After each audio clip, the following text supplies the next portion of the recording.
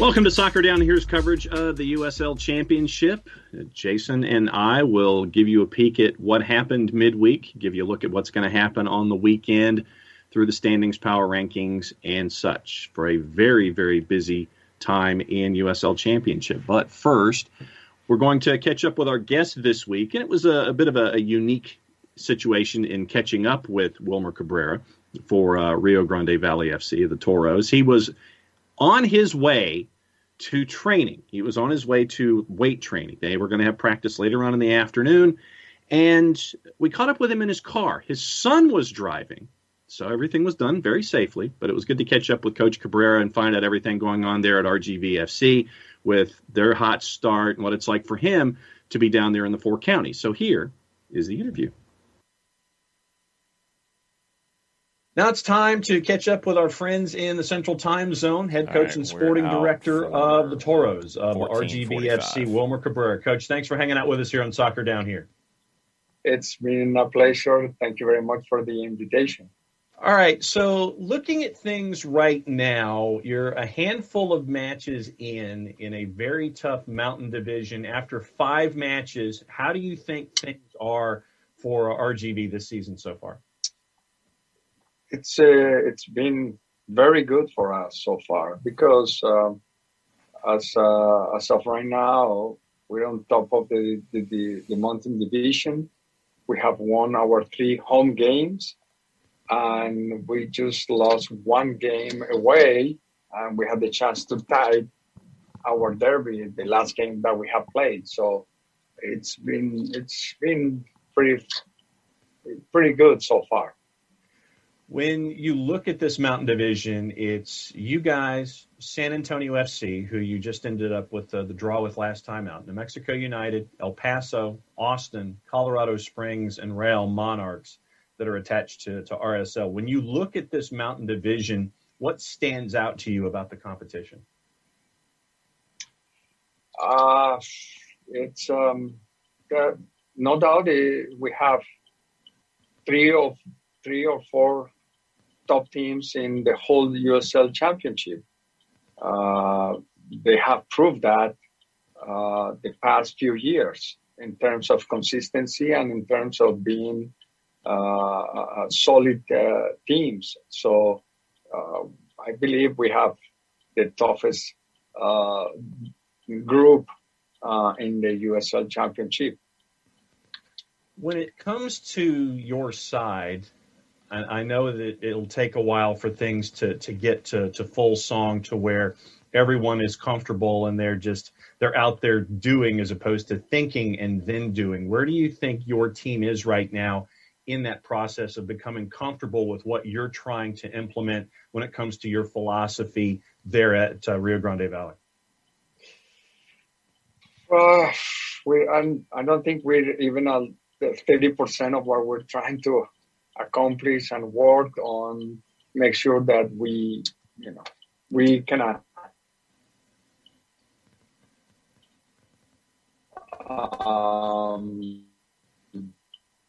go through the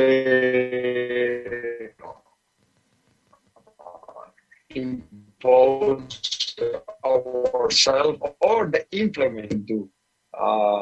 It takes a while. I would say it's going to have at least half of the season for us to, and for the players to understand, to make sure that we're on the same page to do that.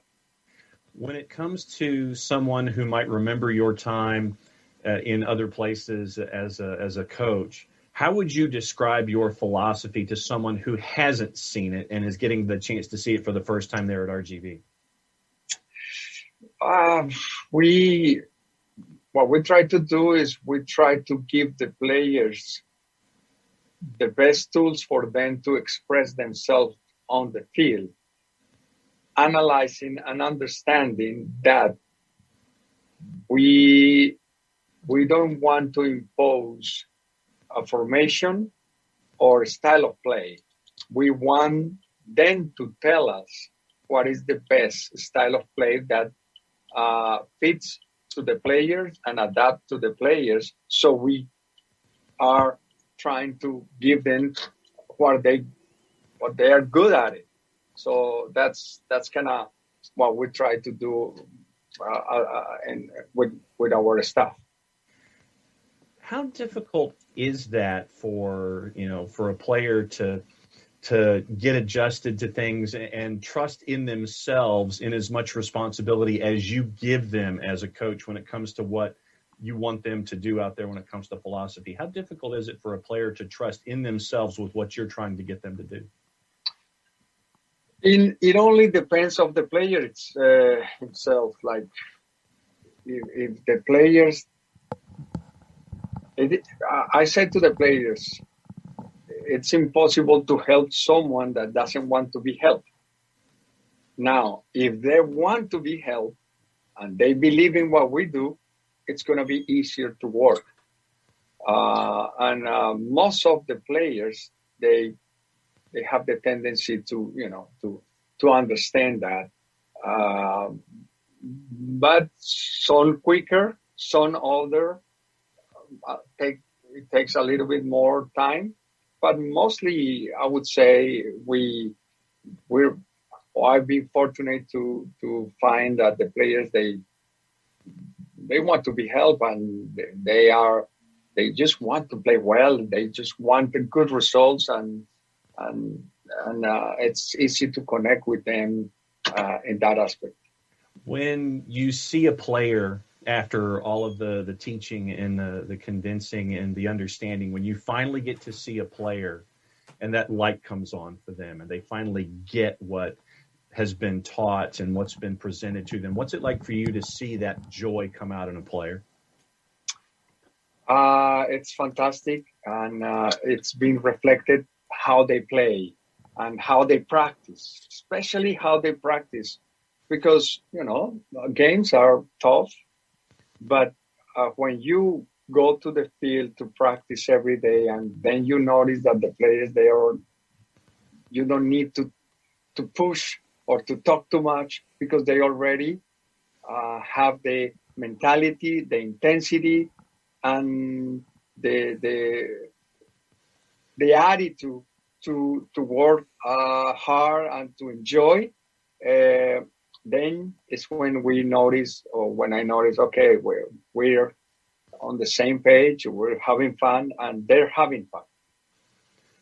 Wilmer Cabrera, head coach and sporting director of RGV FC, the Toros, hanging out with us here on Soccer Down Here as we look at the USL Championship this week.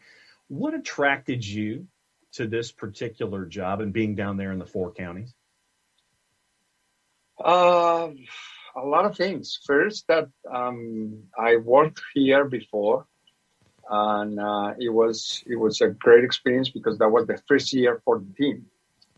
Second, the fact that I know the owner, and I know how everyone over here, they wanted to just to change things in a positive way, and I wanted to help that with that project, because obviously one thing was different at working before, that Houston Dynamo was running everything from Houston basically, and now the new chapter is the club here from the Valley. We have to do everything. So I wanted to be part of this chapter, and I wanted to help with that chapter, just to make things right and to do right things. For someone who has never seen the soccer environment there, what kind of a soccer hotbed, what kind of a soccer environment, what is the fabric of soccer in that particular part of Texas? Well, they're very passionate because of the heritage of obviously the community. Most of the community, they have Mexican heritage, and they're very passionate and attracted to soccer in their bloods, in their family heritage. So it's easy. It is easy in that aspect, because they all love soccer. They're all passionate about soccer. But it needs to be with the concept of yes, this is United States, and this is the style of league and soccer that we play crossing the border. What's it like to be, I guess, one of the people at the forefront of sharing that message where you're dealing with not just one side of the border, but two sides of the border? What's it like to be there to be able to share in this message and present it the way that you're able to in this situation?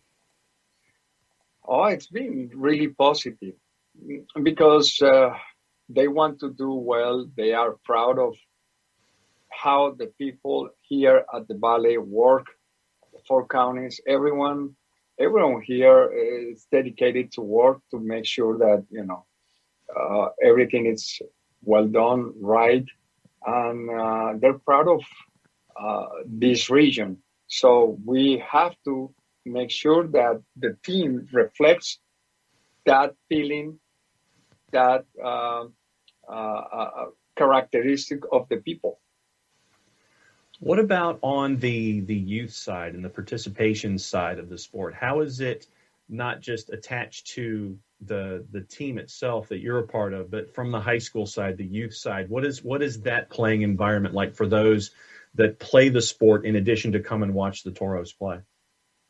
Well, it's been very good because the academy, the development of the soccer here in this region has been very, very positive and outstanding. Having affiliation with Major League Soccer Academy or the Development Academy before, and now with the USL Academy, all this has been improving a lot, and it's been exposing our kids and our young talented players to the rest of not only the state but also the country, and it's been pretty good. When you look at the team that you have with you so far this season, I mean, you've got guys like Christian Sorto, Elvis Amo, Juan Asokar, Juan Kuzain, folks here in the Southeast. Remember Babacar Njai with his time from Atlanta United too. When you look at this roster so far, what has pleased you the most about this group of players that you've gotten to? I know we're only 5 matches in, but what has pleased you the most about this offensive talent that you've got?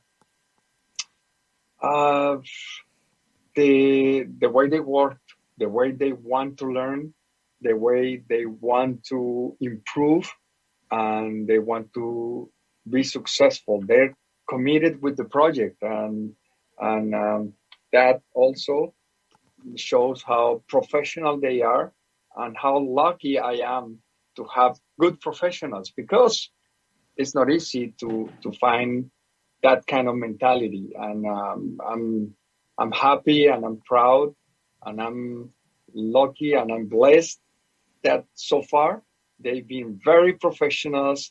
They've been, very good, disciplined, and they're committed. So that's why I believe, and as I have told them, that if we've been doing what we've been doing, it's because of them, the way they are committed with everything. This year, you've got a full season with USL Championship, and they have the crossover ideas this year, where you're not necessarily just locked into your half of the bracket. You're getting crossover matchups this season. This upcoming weekend, you've got a trip to Boca Raton to take on the Miami FC, not just a Miami FC, but the Miami FC. Might be a little too early for study hall, but when you look at the Miami FC, what are some of your early thoughts about this matchup coming up on the weekend? It's going to be a very challenging game. It's going to be a very tough game, no doubt. They're very good. They're very, very skillful and talented players. It's a team that does very well, especially at home. And for us, it's going to be a tough, but at the same time, fantastic experience to to make sure that we continue growing and we continue getting stronger as a team and getting exposed ourselves to our level. What kind of level we have? Okay, we're going to expose that to the Miami FC. 3-1-1 Rio Grande Valley FC going up against the Miami FC out of the blocks at 3-2. Coach, thanks for hanging out with us here and pulling back the curtain on everything going on down there in the 4 counties. We'll be keeping an eye on everything with the Toros this season. Thanks for being a part of things here at SDH. We'll be keeping an eye and catch up with you soon. Thank you very much for the invitation, and hopefully we continue talking sooner than later. Once again, thanks to everybody who puts these segments together for us every single week. Thanks to Rio Grande Valley FC for helping us get Wilmer Cabrera to catch up with everything in a very, very tough division there in the USL Championship, and they're off to a hot start at 3-1-1, Jason. They're 5th in the USL Championship power rankings that did come out yesterday before the games last night. We'll get into that here in a second. Tampa Bay kept the top spot. Phoenix Rising moved up a spot into 2nd. El Paso dropped a spot into 3rd. Indy 11, one of the bigger movers, jumping 3 spots to number 4 overall. RGV 5. Lou City dropped a couple after their loss to Indy. They are 6th. They get ready to come to Kennesaw to face Atlanta United 2 this weekend. San Antonio in 7th. New Mexico falling 3 spots to 8th. Tulsa remained in 9th. That's probably going to be different next week. And Birmingham jumped up 6 spots after their 2 wins last week, one of them against Atlanta United 2. They are in 10th. The Miami FC jumped up 6 spots as well to 11th. Last night in action, OKC rescued a point late at Indy, which was a surprise, because OKC really has not been all that impressive this year. 1-1 draw for them. Pittsburgh won a 3-2 shootout at Loudoun United. Tampa Bay Rowdies won their 5th straight, 1-0 versus New York Red Bulls 2. Sporting Kansas City 2. It was 1-1 at halftime. Then they blew Tulsa out of the water in the second half. They won 4-1. USL After Dark madness late in Sacramento. Oakland Roots and Sacramento Republic finished 3-3. Tonight, El Paso goes to Austin to face the Bold. What did you take out of last night's action, John? Well, first and foremost, that OKC goes on the road and gets a point at Michael Carroll. I thought that was big. And you know, we're used to looking at Pittsburgh as a very tight defensive side. They get into a 5-goal shootout at Segra. Tampa Bay keeps on rolling. There's a reason they're at the top of the power rankings. And, I mean, honestly, that shocker from Sporting Kansas City 2 and FC Tulsa, I mean, you got to wonder what's going on with FC Tulsa. It was 4 in that one, 3 of them in the second half against Sporting Kansas City 2. They give up 5 to Atlanta United 2. And there's some serious things that have to be figured out with Michael Ency and an FC Tulsa. And then the Sacramento Republic Oakland Roots match, you know, it was – here's how this one laid out. Back and forth all night long. 19th minute goal to make it 1-0 for Sacramento. Then Oakland scores 2 in 14 minutes to go up 2-1. That's what it was at the half. Sacramento scores 2 in 8 minutes to go up 3-2. And then, actually, take that back. It was 3 on the board for Oakland in the back and forth. So the goal in the 60th for Sacramento, goal in the 66th for Oakland, then the tire at 3-3. In the 68th for Sacramento Republic. So absolute craziness last night at Hard Health.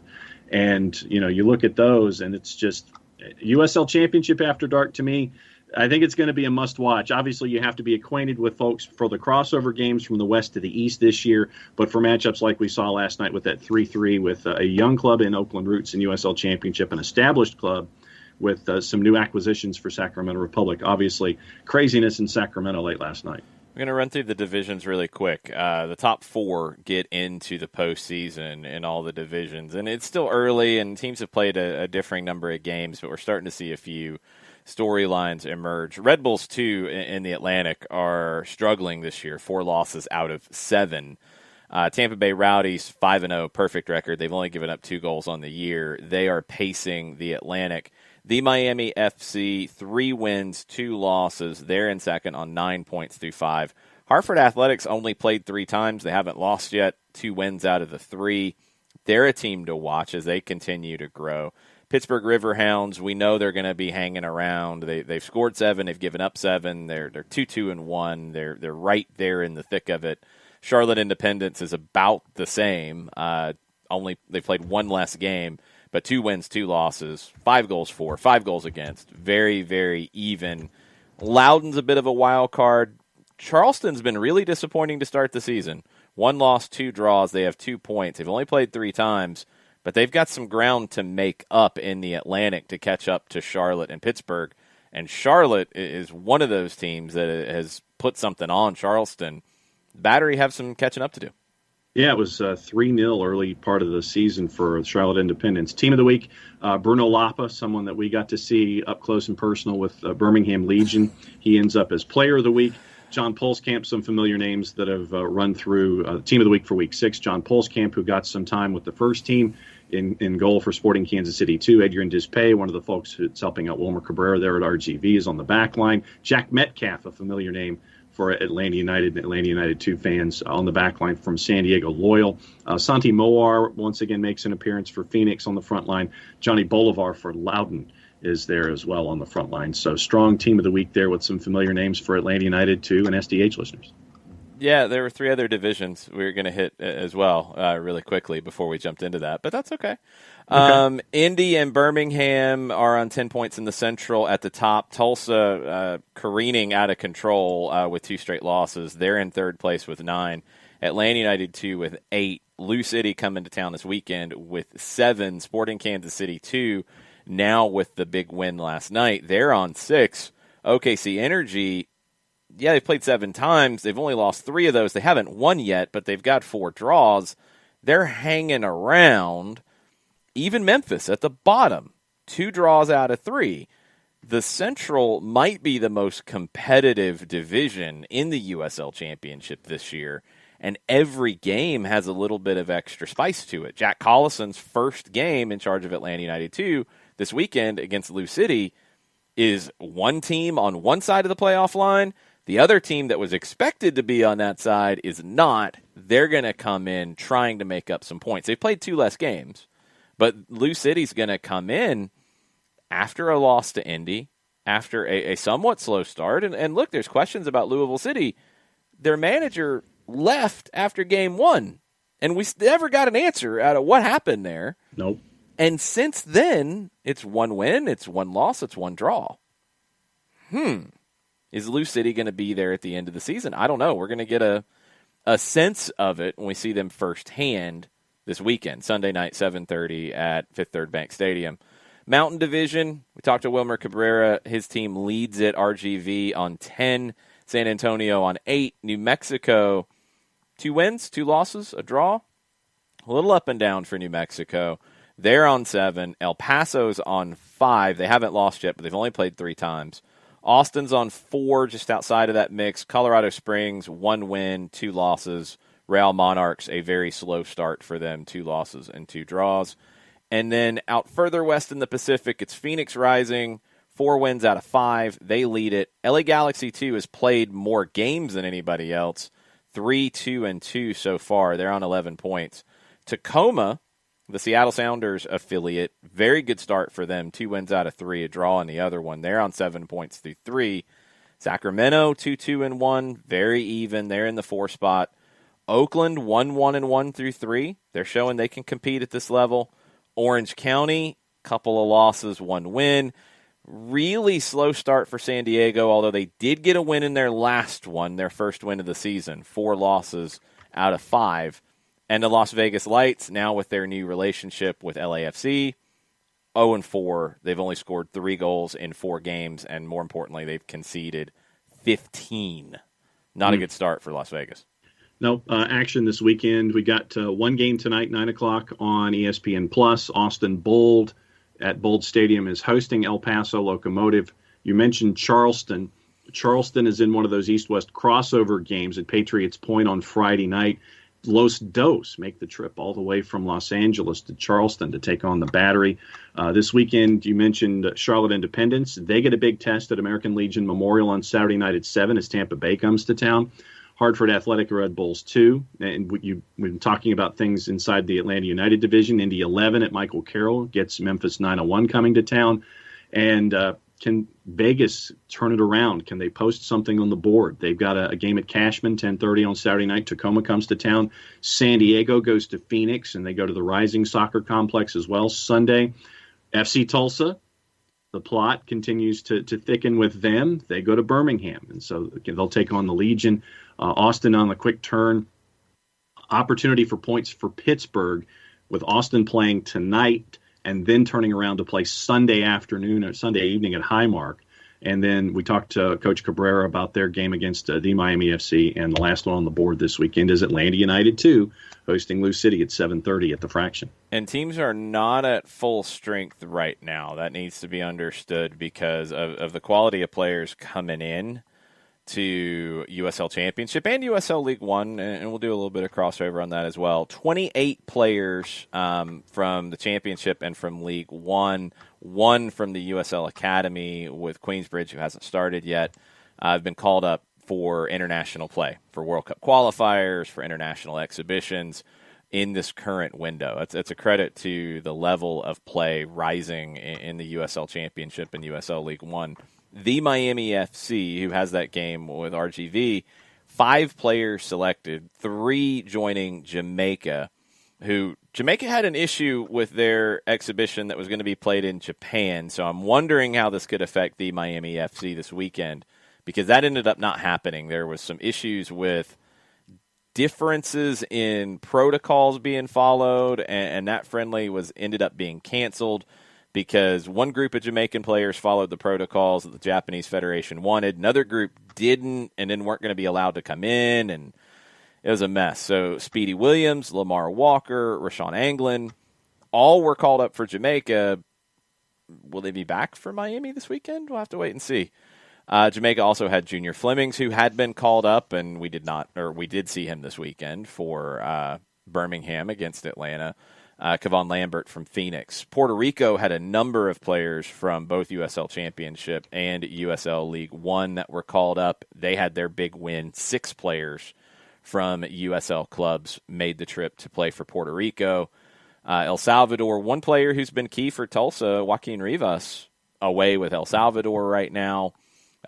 You've got players representing Cuba. You've got players representing Curacao, the Dominican Republic, Grenada, Guam, Dallas J from the Greenville Triumph, Haiti, Liberia, Othello Ba, also from the Miami FC, St. Kitts and Nevis from South Georgia Tormenta, Raheem Summersall, St. Vincent and the Grenadines, Kyle Edwards from RGV is away with them, Trinidad and Tobago, 3 players, Shannon Gomez from Sacramento, Neville Hackshaw from Indy, Dre Fortune from Memphis 901, and another the Miami FC player, Billy Forbes, away with the Turks and Caicos. 28 pros and 1 academy player called up for international play out of USL teams.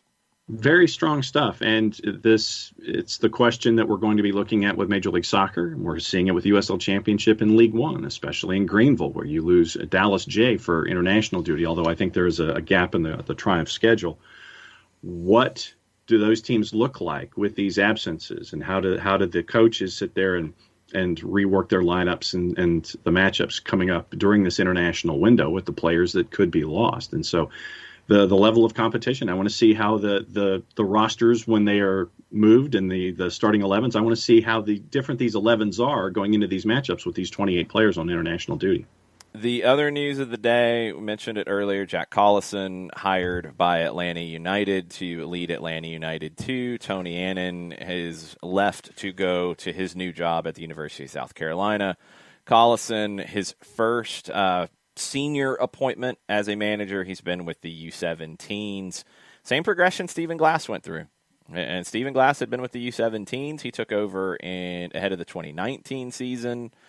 Was here through 2020, then was bumped up to the first team when Frank DeBoer left. Jack Collison, following that exact same progression with the attachment to the academy, and a lot of the players that when he joined the U17s in August of 2019, a lot of those guys are now starting to factor in to Atlanta United too. So he's going to have a lot of familiarity with your Will Rileys, Caleb Wileys, et cetera, et cetera.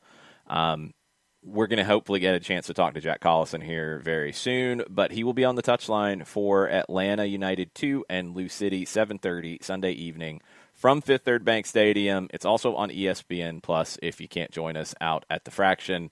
That's going to close out the USL Championship schedule for the weekend. For Jason, I'm John. Thanks for hanging out with us. Thanks once again to our friends at Rio Grande Valley FC, the Toros, for letting us talk to head coach and sporting director Wilmer Cabrera about what's going on there with their hot start at 3-1-1. That is SDH's look at the USL Championship.